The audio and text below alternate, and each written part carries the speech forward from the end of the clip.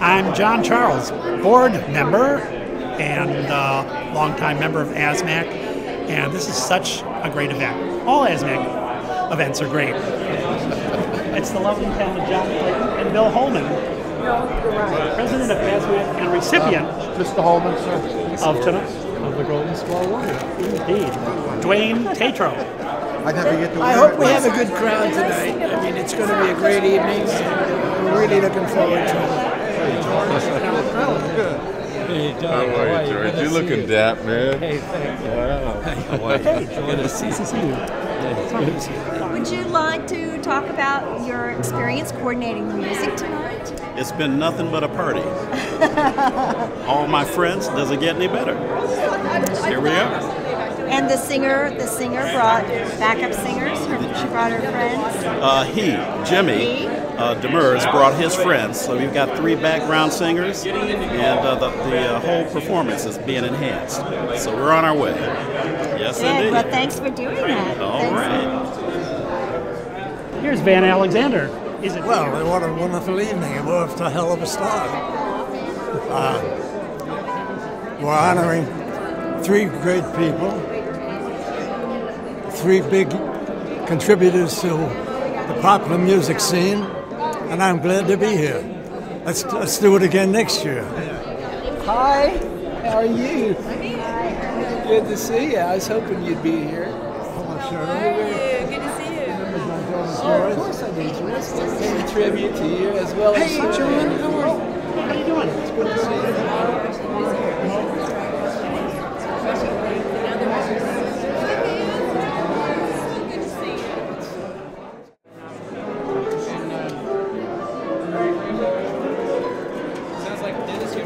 Congratulations to Bill Holman, my hero from many years ago in high school playing charts, into college playing charts, and then trying to emulate his genius line writing through the years.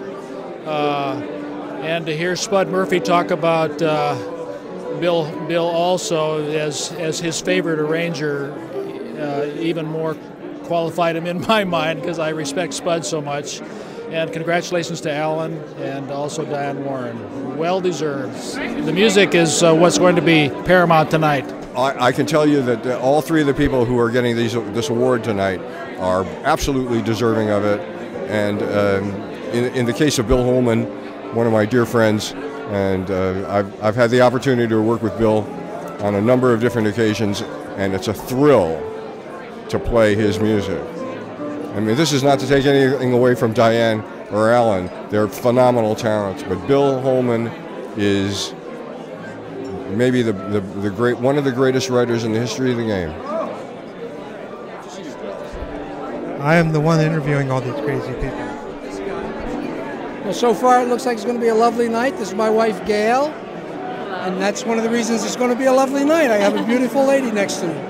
To all my friends from Philadelphia, especially Larry. And it's going to be a fun night, and my congratulations to all the honorees.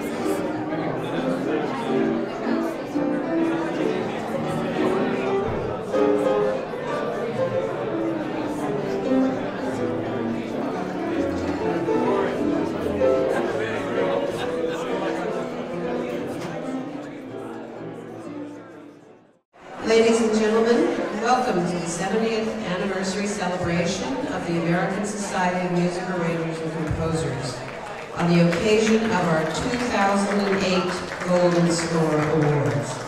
Please welcome to the stage the President of ASMAC, Mr. John Clayton. Thank you. Good evening, ladies and gentlemen. Well, I'm pretty excited. I don't know about you.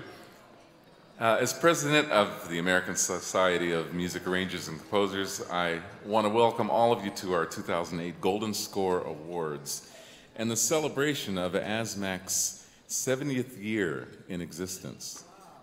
And I also want to thank you for sharing that very special thing that is you're sharing with us, and that is your time. We know you could be elsewhere right now doing something else, but you wanted to prove your good taste by being here, and that doesn't mean a lot. I wrote this next line, and I'm laughing at myself when I think about what an understatement it is. Tonight, we honor 3 of the greatest talents in our business. It's the biggest understatement of the year, I think. Their music has touched millions of people worldwide, put smiles on faces and tears in eyes. They're favorites of musicians as well as your everyday music lover. As the evening proceeds, you'll hear and see more all about them, and of course I refer to the remarkable talents of the arranger in jazz, ladies and gentlemen, Bill Holman.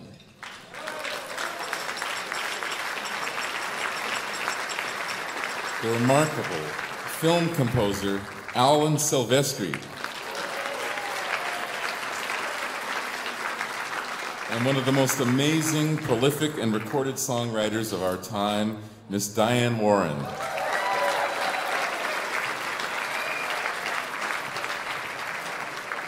Over the evening, you'll listen to some of their music and probably learn a few things about them that you may not have known. Dramatic pause here for people to contemplate what this could mean. ASMAC was founded in 1938, that's 70 years ago, and one of its first presidents, as well as its founder, was the man famous for, among other works, his hit arrangement of A Tisket a Tasket for Ella Fitzgerald. And he's here with us tonight. Please welcome Van Alexander.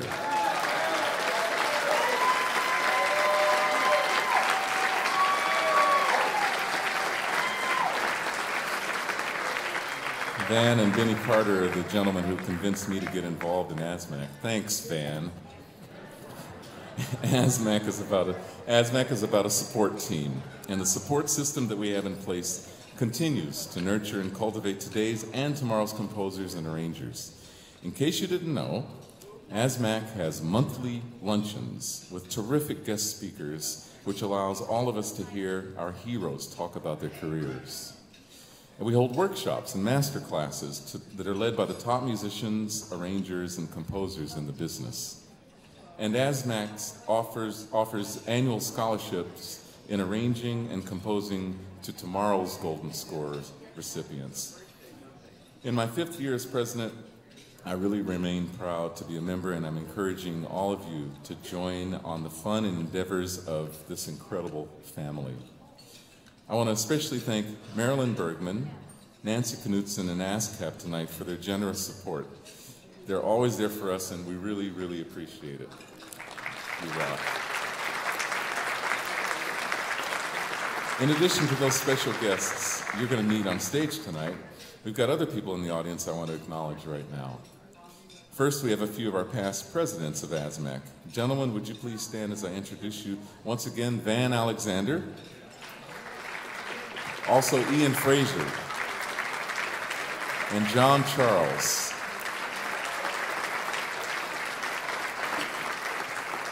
Of the previous Golden Score recipients, one is here tonight, and he is truly my hero, Johnny Mandel. Where are you, Mandel? Our Irwin Costal Tribute Award recipients, again, Van Alexander and Ray Charles.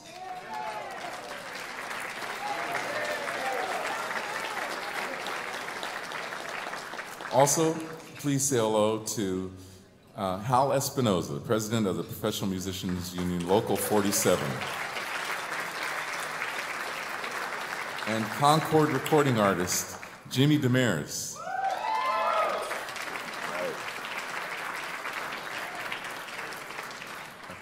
And in the acting community, from numerous film and TV series, Miss Amy Smart.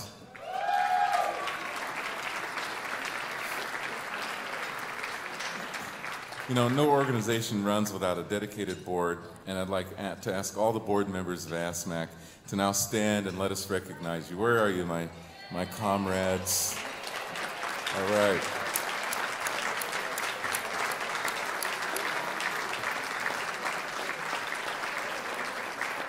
I also want to thank, and this is a really super big and bold, you know, large font.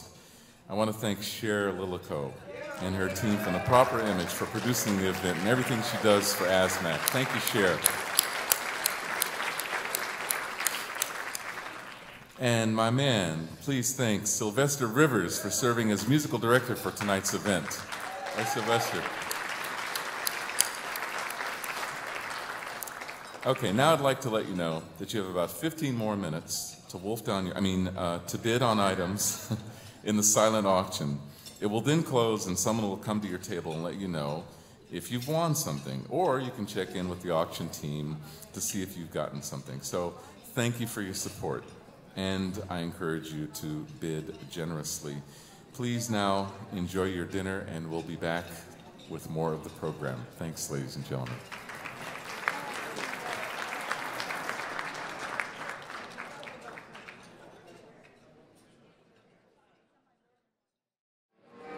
Ladies and gentlemen, the 2008 Golden Score Awards are about to begin.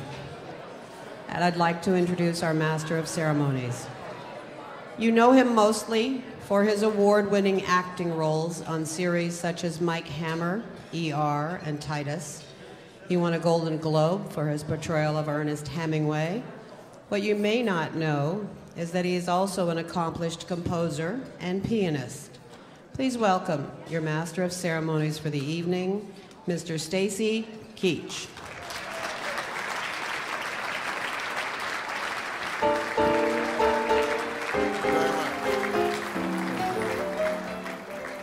Thank you.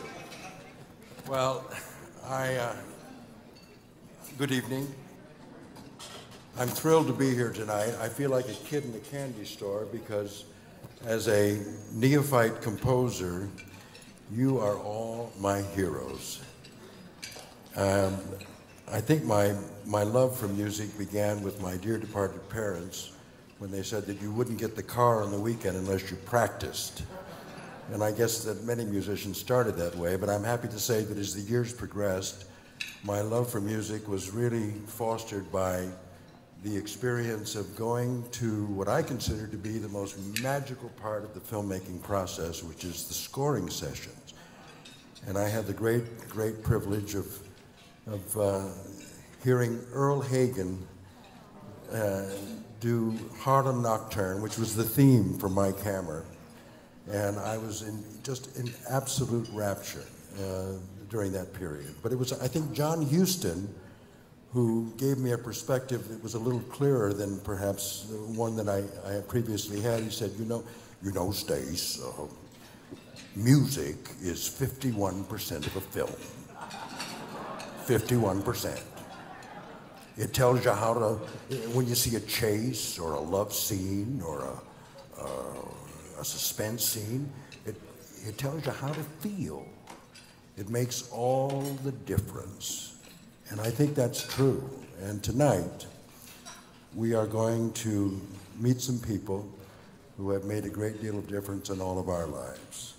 We have a wonderful program honoring 3 of our most talented individuals, Mr. Bill Holman,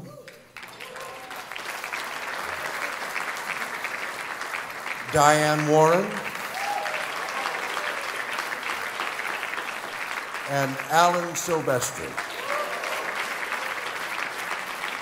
Now, throughout the evening, you're going to hear a lot more about each one of them and their many accomplishments.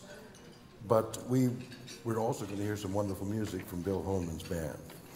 But our first guest is an author, an actor, and a recording artist, but whether he's on Broadway, on television, or in a nightclub, he is known the world over for his one-liners and his satiric view of the world we live in.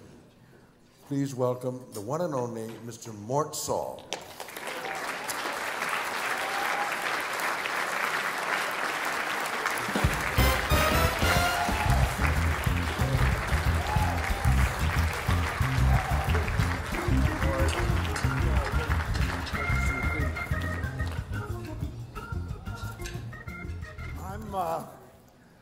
I'm here on behalf of Bill Holman, whom I've known about 60 years. I know a lot of you find that hard to believe, but I used to be a real rat on the bus on the Kenton Band. And I'll have a little more to say about that and its influence on me. And then I suppose because everybody expects it, I'll probably say something about the political situation.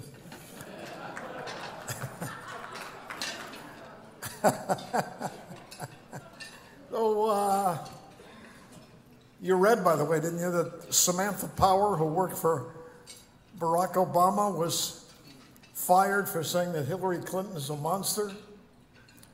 Then she was arrested for passing federal secrets. Well, I don't expect you to laugh at that. It's too serious a subject.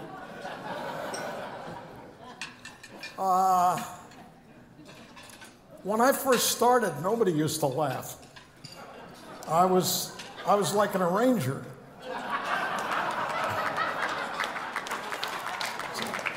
When Johnny Richards would rehearse the Kenton Band, he'd say, no, gentlemen, piantimento, piantimento.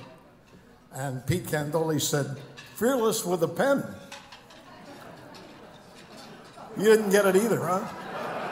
I thought you'd explain it to me. Well, as it happened, I worked with a lot of jazz people, and one of them was George Shearing. And Shearing and I were going around plugging a show we were doing, and we were on a Tomorrow Show with Tom Snyder. And Tom Snyder said to Shearing, what's it like to sit in another strange city, in another strange nightclub, at another strange piano, and wonder where middle C is? And Shearing said, it's right under the B in Baldwin. Well, so musicians have a rarefied sense of humor. The late Paul Desmond used to say to me, I have a recurrent nightmare. He said, Dave Brubeck fires me, and I'm the second alto player on the Kenton Band, and I have a lifetime contract. Really outnumber the audience. That's how I started. You know, the band really encouraged it. It's musicians that encourage nonconformity. The audience doesn't do that. It's too dangerous for them.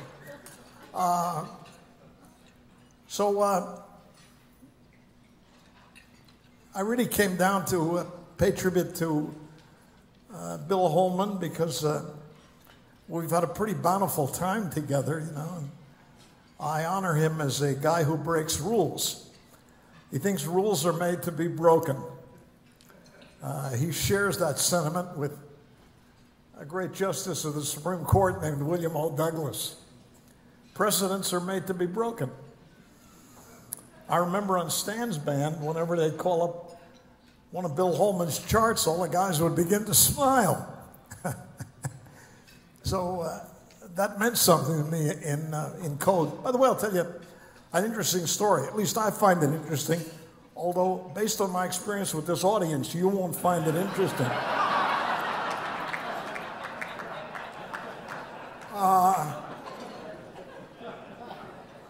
We were on the road in Chicago with the Kenton Band, and the band had been out for 3 weeks, so nobody had any laundry or anything. Everybody was in a kind of a funkadelic mode. So the band got one night off, and the guy at the O'Hare Inn which is out by the airport, said, I will put up the food and the booze if you guys will have a jam session.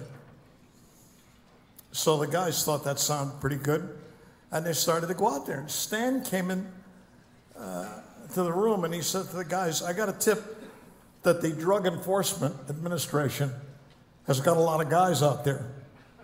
So be careful if anybody offers you anything. It could be called entrapment. You got the setup now, right? So we went out there, and all the guys from the band were there, you know, jamming, and a guy walked in a blue suit with a white shirt and a Windsor knot in his tie, and he had a tenor saxophone with him, and he said, can I sit in with you guys? And they said, well, yeah. So he took out the saxophone, which had never been played, and he started to play, and he was really terrible. And Bill Holman said to him, man, I sure hope you're a cop.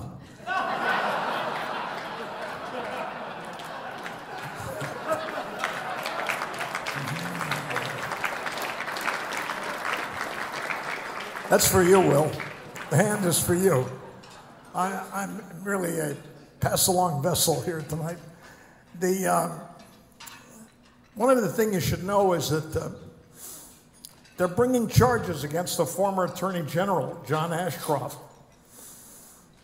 I thought you'd like to know when John Ashcroft was the Attorney General, he was named by George Bush. Please hold your applause till I finish. And Ashcroft went into the office, and the Attorney General's office, and outside there's a bust of Justice, bare-breasted. And he called up the custodian and he said, cover her up with duct tape. And I believe that was the last time that Justice exposed herself in the Bush administration. Yeah, it's hard, isn't it? Well, you have to look at the human side. Hillary Clinton being a wonderful example of what happens to women when nobody loves them.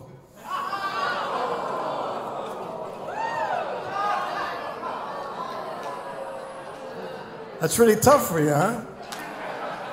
That won't be as tough as the next 8 years. I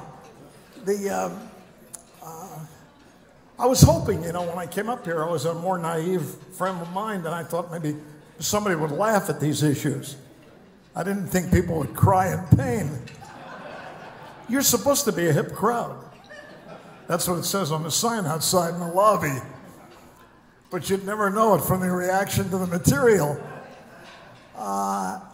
Anyway, those are a couple of the things I wanted to share with you. And a lot of you that know an album by Stan's band called Contemporary Concepts know that Bill Holman really turned that band around. Quite a rebel on the Kenton band. I said to him once, I said, Willis, what do you think would make us a better band? He said, if they got rid of the piano player.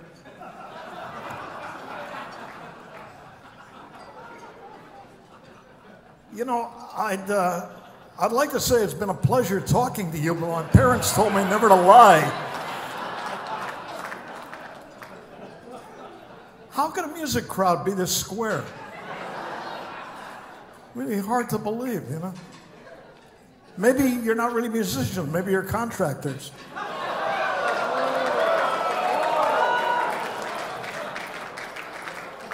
Something to think about.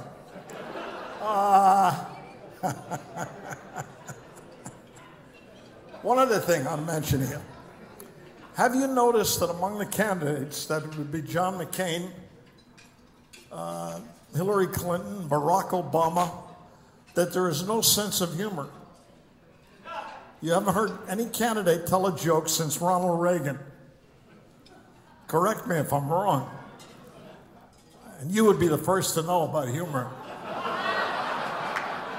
based on your long service and perception. But the sense of humor is lacking. I want to give you an example. You know, when Chrysler went back into business, Lee Iacocca went to the government and borrowed the money to rebuild Chrysler. And the senator presiding on that committee was Eugene McCarthy. And he said to Iacocca, if we give you the money, what will you do? And Iacocca said, we'll make the Super Reliant K a great family car. And McCarthy said, didn't Toyota do that already? And Iacocca said, no. The Super Reliant K will have a large trunk. Don't you think a large trunk is important to Americans? And McCarthy said, only if they live in New Jersey. I know that's outside your realm of experience. I wouldn't want you to stretch for that.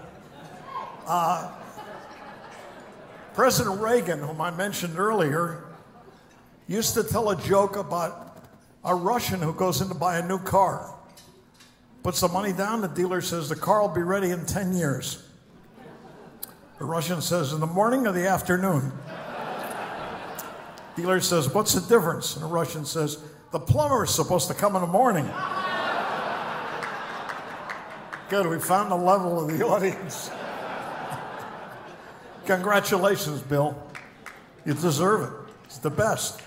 The guy that rewrote the book.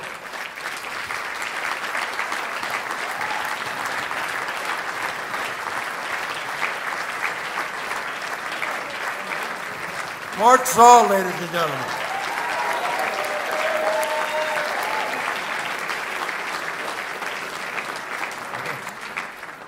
Well, Bill Holman has had an amazing career, and we're going to see a taste of it right now on our video screen. So, Maestro? Bill has accomplished something that I think everyone in the arts wants, and that is to create an original concept that is viewed as brilliant by others in the field and often imitated but never up to the level of the original creation. Bill is going to go down in history as one of the 4 or 5 greatest jazz arrangers in the music's history. And that's not opinion, that's fact. Bill Holman, as Charlie has pointed out, is truly one of a kind and original, and has been since his early writings. His first writings with Stan Kenton in the early 50s. And then with his charts for Kenton, Woody Herman, Buddy Rich, Dr. Severinsen's Tonight Show Band, Bill's own band, and others, he's revealed a sparkling array of elements, unusual elements, use of melodic counterpoint, rhythmic sophistication, the feeling of a jazz solo that inside of an orchestration. All in all, unexpected things that make up really what jazz is all about, that sound of surprise. And yet Bill always swings so wonderfully. That's a true gift of his.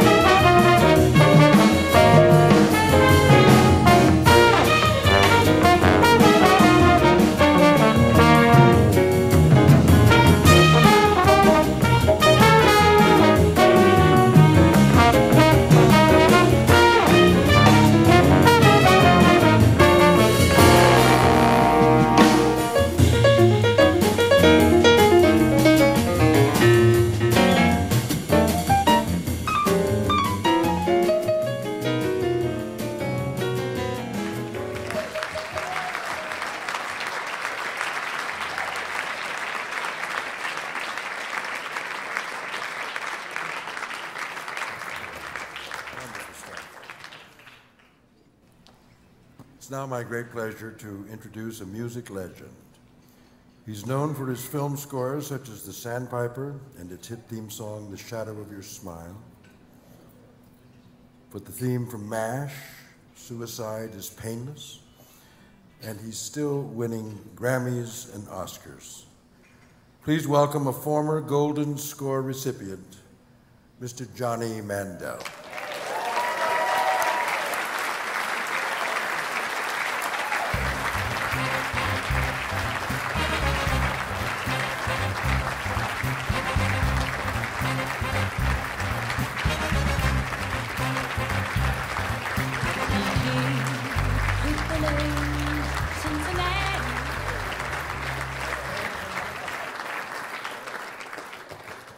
Well, there's nobody I'd rather introduce. Bill Holman's been doing this. Well, I first ran into him sometime in the 50s, and he as you heard from this little potpourri here, those who aren't familiar with Bill, although I know almost everybody in this room is, he writes every kind of music imaginable, and it's all superb. But, you know, it's, he gets called for, you know, really to hot it up, so to speak. In other words, I think the really great, when I think of the tradition of arrangers who really could write the barn burners, you know, from Fletcher Henderson, Jimmy Mundy, Andy Gibson, all the things he wrote for Basie and for Charlie Barnett, and Cy Oliver, who, you know, made everything come to life, the Jimmy Lunsford, for Tommy Dorsey, and then Billy May. And these were all people who wrote, and Neil Hefti, you know, and it goes on, and I'm sure I'm leaving a few of them out. But the guys who could open and close, you know, you can wake everybody up and you can just, you write the real barn burners. And Bill Holman, I think, is probably the greatest barn burner there is. You know why? He can build things, and I've heard him do this on many things, like After You've Gone. He could write something with 40 choruses in it, and he never lets down. It just keeps building, and he always carries a few in his hip pocket that he can throw at you when you figure there isn't anything left, and there it is. He saves them. And everybody I mentioned did the same thing. And, you know, I can go on and on about Willis, but yeah, I'm just extremely honored just to be able to introduce him and give him his award. Bill Holman. Willis.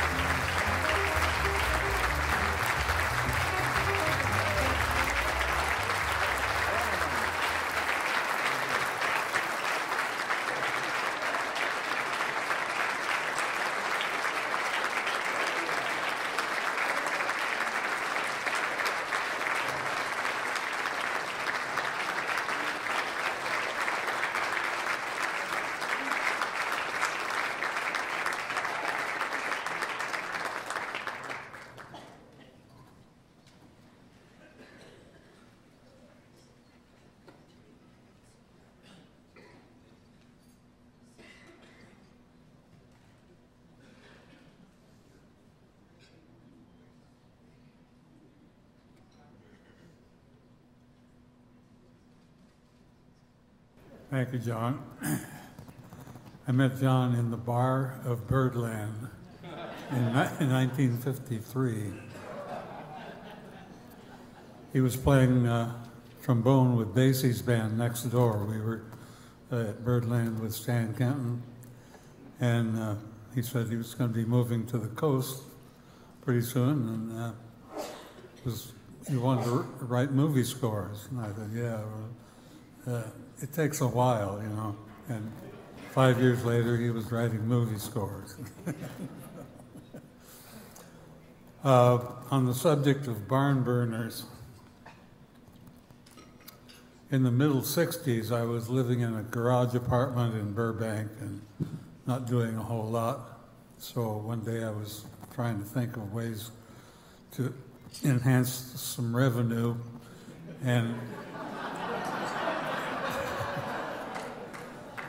I thought of this idea. I had a friend, you know, networking is very well known these days.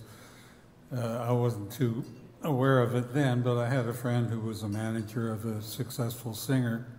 So I called him up and said, "Say, I got an idea. How about if I write some charts for this singer?" And he said, "Well, Willis, that's a great idea, but we're concentrating on ballads." And I thought, you know, after I hung up, I thought, okay, you have become the hot guy. And I've remained the hot guy.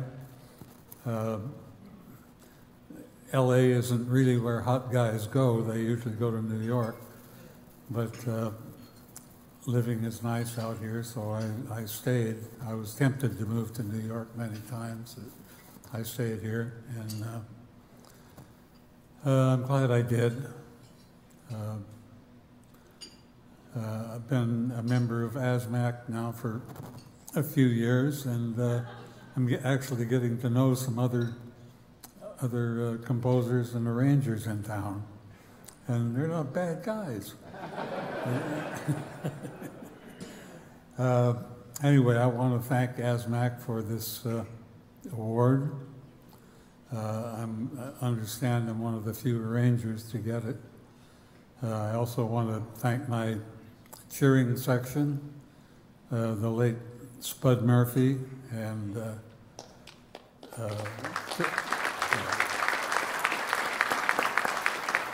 George Calandrelli and Dave Plumber, among others too numerous to acknowledge here. Anyway, I thank you, and I thank John for presenting it to me, and you'll have more next year. Thank you.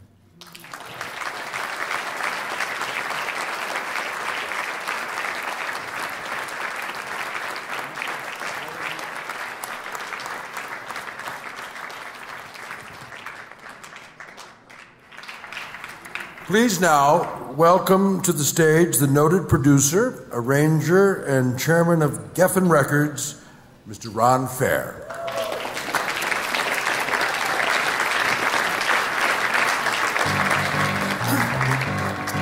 Well,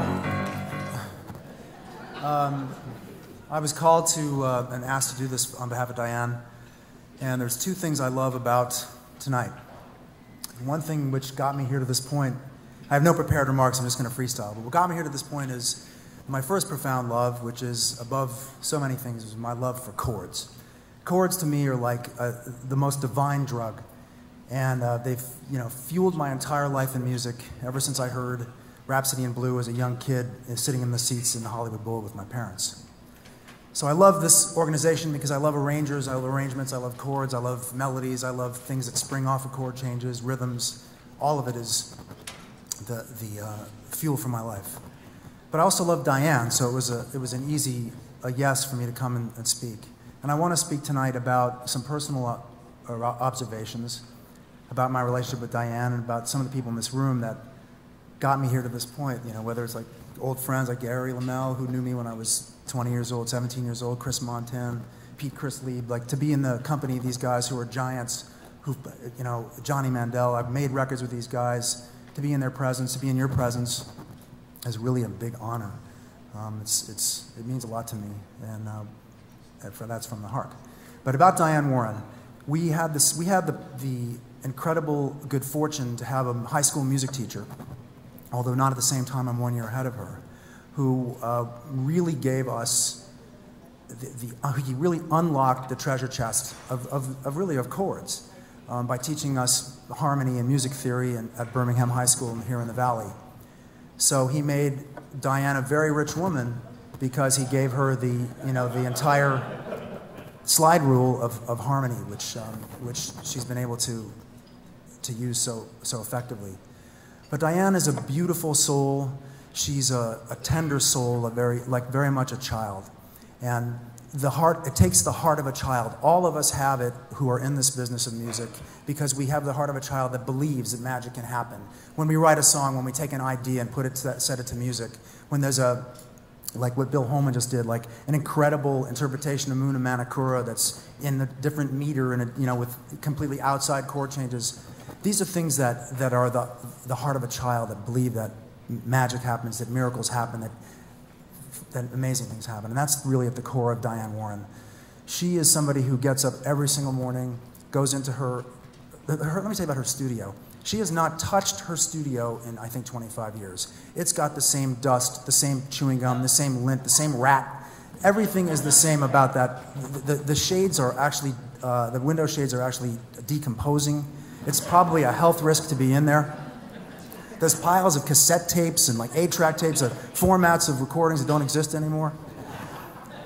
And millions and millions and millions of memories and songs for her. She goes to that same corner of the room and has her little keyboard sound with the same string patch and the same reverb on her mic and plays a chord change, and then an idea comes to her and it springs from her heart, whether it's I'm Everything I Am Because You Love Me, which she wrote for her dad, or any of the big hits. But it's not really about the big hits or the accomplishments she has that I want to talk about because it's all printed and you'll know it. It's about this girl from the Valley who had a dream, who has an incredible heart, who has so much love in her heart for friends and for people, and hope that she puts into these songs. Hope for that love will triumph, hope that friendship will triumph, hope that spirituality. It's all in every one of her songs. She gets there at 8:30 in the morning. She pounds the phones. She built her own publishing company. She defied all the rules. She works her songs like a maniac, calling every record executive, insisting that her song be the first single of the album, or you're not going to get the song. And then come to my studio and I'll play you 15 more. Let me do the whole album. It's all of us who know Diane. It could be, no matter what the occasion could be, she'll turn the conversation into a conversation about a song. But it's a beautiful thing. It's really a beautiful and tender thing that makes Diane so special. And she's been in my life for, I think 25 years. The first hit record I ever produced was a Diane Warren song called Give a Little Love. And it was a hit in England, and it was the beginning of my journey as a record producer.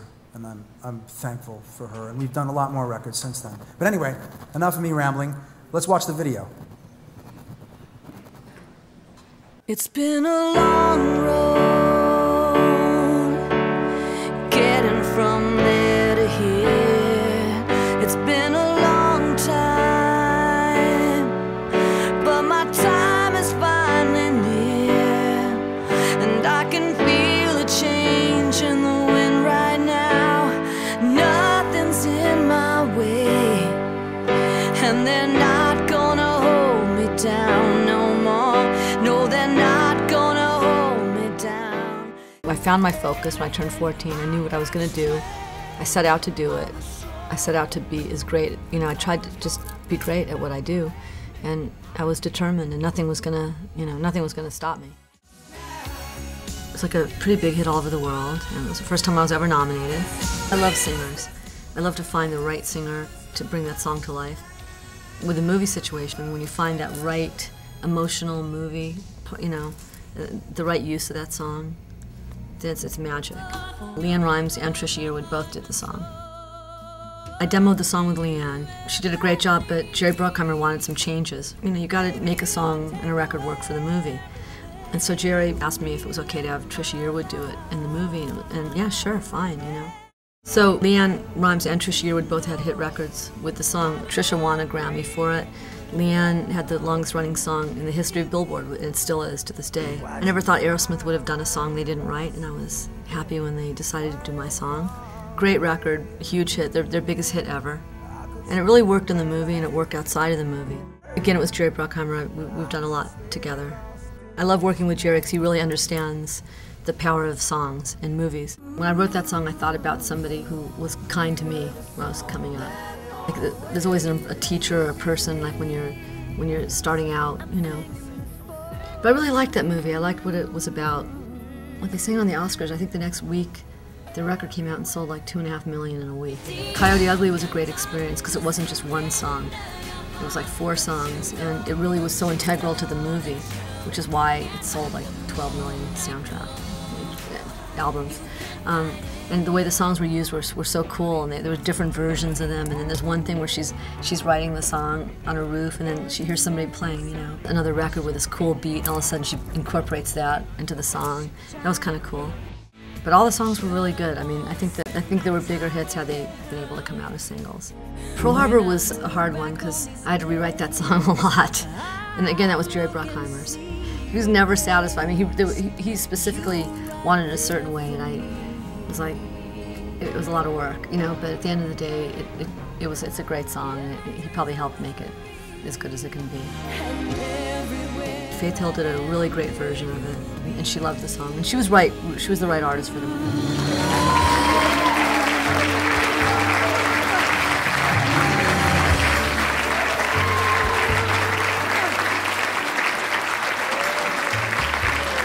So let's bring up this beautiful, incredible soul who created all that music, Diane Warren.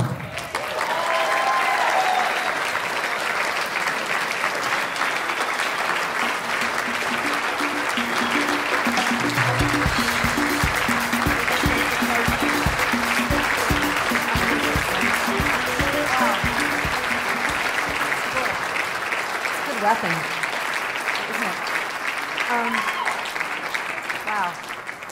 Well, thank you for saying so many nice things about me, and thank you, Jimmy and Donnie. And I feel like I'm in the principal's office or something in front of the class. I got in a lot of trouble in school, so I never liked having attention called to myself. It was always bad.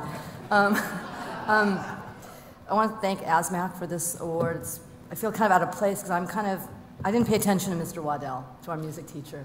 Ron did. And I didn't. I was in the back of class writing songs, and Ron was really remembering all the iambic, what are they? All the Lydian, Mixolydian, all those scales. What were the other ones? There's plenty of them. There's like too many scales. I was sitting back writing songs, and really I didn't pay attention.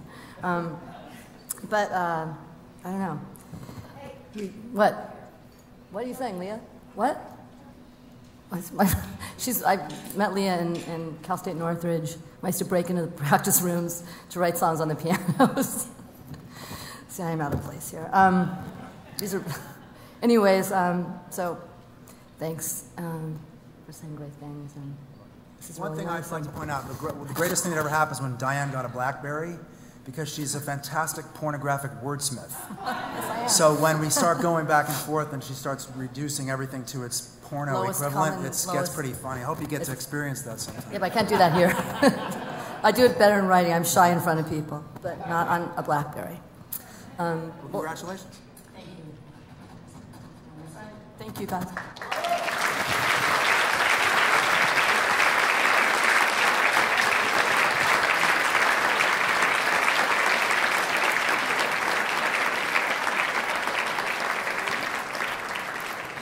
Thank you, Diane. Thank you, Ron. Our next honoree has scored over 100 films and has worked with many of the greatest directors and producers around. And to begin our presentation, please welcome back to the stage the Grammy Award-winning bassist, composer, conductor, and president of ASMAC, Mr. John Clayton.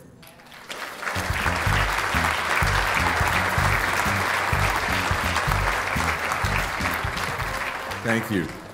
I'm sure having a ball tonight. I've heard some amazing music and learned a lot about some amazing artists thus far. Incidentally, Diane received the President's Award, and I just wanted to make sure that you understood that the President's Award is ASMAC's opportunity to recognize individuals who have contributed greatly to our industry, many times not as an arranger or composer, but obviously tonight's honoree, Diane, not only writes words, but she also writes the music of many of her hundreds and hundreds of hit songs.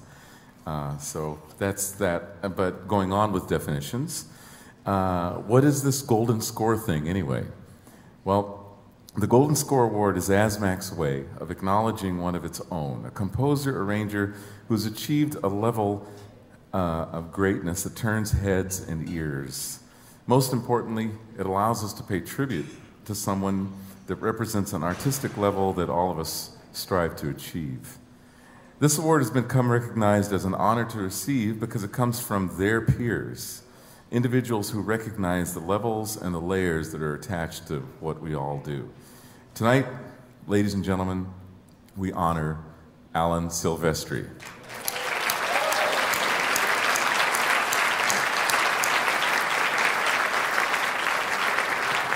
He began as a guitarist, drummer, and arranger in various bands, and he is now known as one of the world's most prolific and successful film composers. Back to the Future Parts 1, 2, and 3, Forrest Gump, The Abyss, Predator, Castaway, Who Framed Roger Rabbit, Contact, Stuart Little, The Bodyguard, Romancing the Stone. It just doesn't end, and probably 100 more. He possesses an exceptional talent for writing diverse yet memorable themes, not to mention knowing what an infectious groove is all about.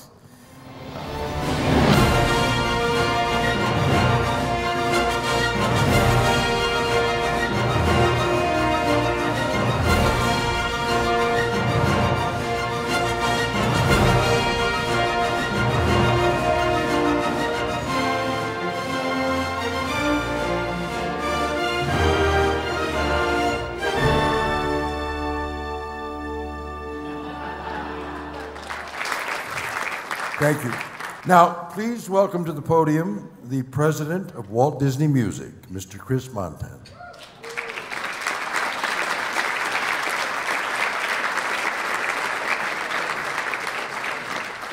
I'd like to thank my friend Diane and congratulate her, and Bill Holman. And I have to say, I'm going to take 2 Advil tonight when I get home. My neck hurts so much from swinging to you guys. Are they the most unbelievable band? I'm sitting here like,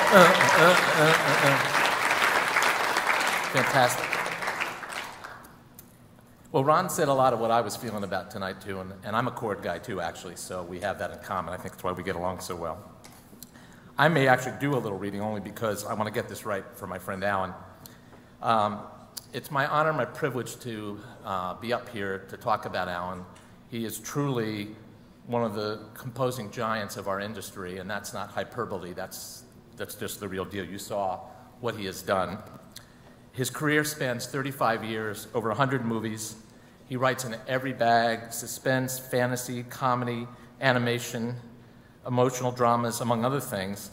And I had a bad joke about his credits that I wrote down: No Mercy, Holy Man, Eraser, The Perez Family, but I thought, I worked on Beauty and Beast and Ernest Saves Christmas in the same week, so it's not really fair for me to tease Alan about some of those movies. I've had the great fortune of working with Alan on a few different films, including Roger Rabbit, Father of the Bride, Lilo and Stitch.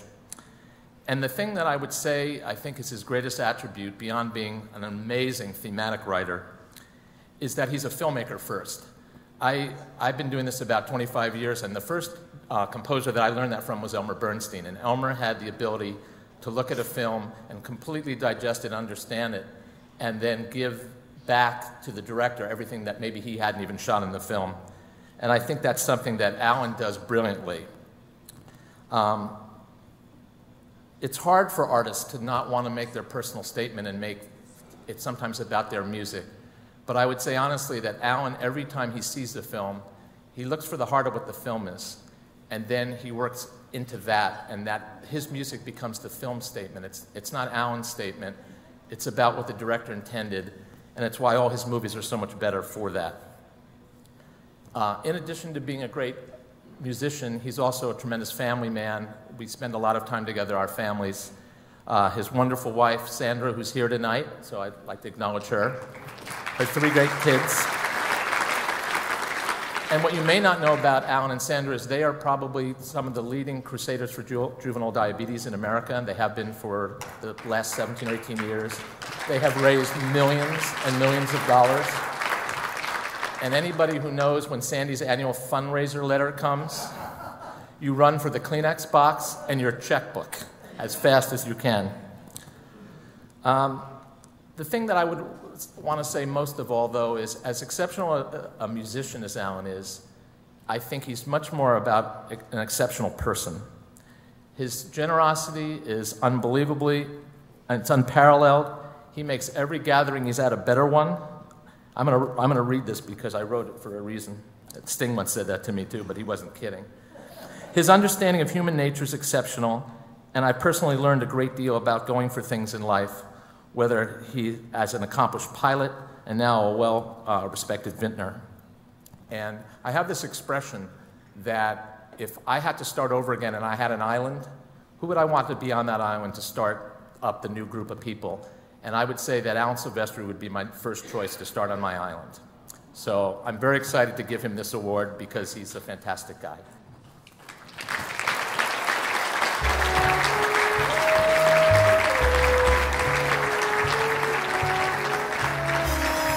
So Alan Silvestri, come on up.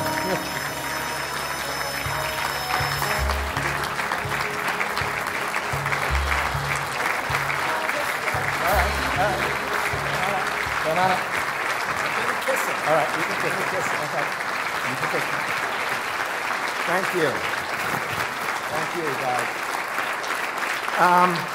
Thank you. I really do feel in the company of these honorees tonight that I've kind of fallen asleep at the wheel and made a wrong turn and woke up in the land of the giants. The good news is I probably have at least 100 movie themes with no bridge. And I've been kind of concerned about that up until tonight.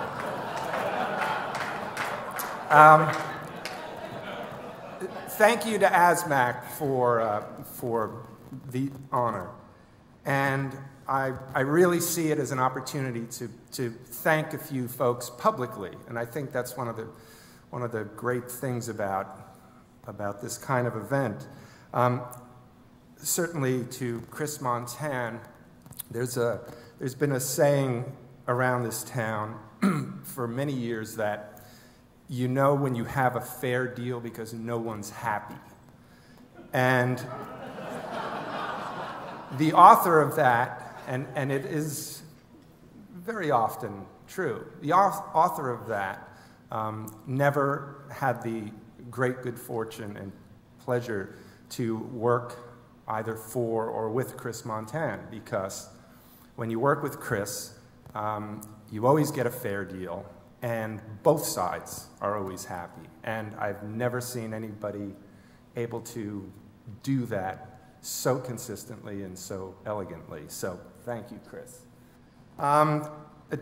Just a couple folks to thank very quickly, because I know everybody's had a long night. And I had the long list, but I thought maybe just the folks who showed up tonight, you know what I'm saying? I'm looking at one face right over here, and looking at this reel of material tonight. There's somebody in the room here who I have an unbelievable debt to. I think he is one of the most brilliant musicians ever. I think there's just no one like him as a composer, as an arranger. And he has, as I said, done more than anyone to elevate what I do to a place that I never dreamed possible. And so I'd like to thank Bill Ross, who's with us tonight. And that's not the half of it. He is just from another planet. And for folks who are here tonight, I mean, there are a lot of folks who have made, you know, as anyone knows who does this, it takes a lot more than a village. It takes a city for someone to have a sustained career. And there are some folks close to me. There's Dave Buffano, Dennis Sands, Ken Carmen, and Joanne Kane. With us tonight to share this night with me is Sandy DeCrescent. And sorry, Mark, she's my contractor. And she's been with me for 25 years and through a lot of battles, a lot of wars. And so thank you for all of those great years, and I hope on into the future, Sandy. I want to make sure that I thank the amazing LA musicians. For some reason, they don't always get thanked at music events. And you know, when you finally get down to it, whatever one does, it has to be brought to life through the great artistry of the players. So thank you, guys. And I think the last one here tonight that I have to give a special thanks to is my beautiful wife, Sandra.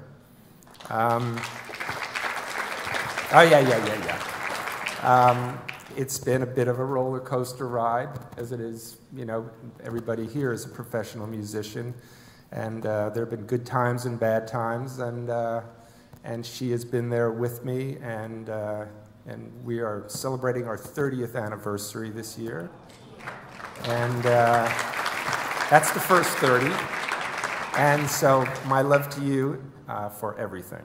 And to all of you, thank you so much for this great honor. Chris, thank you, and that's all I have to say. Thanks.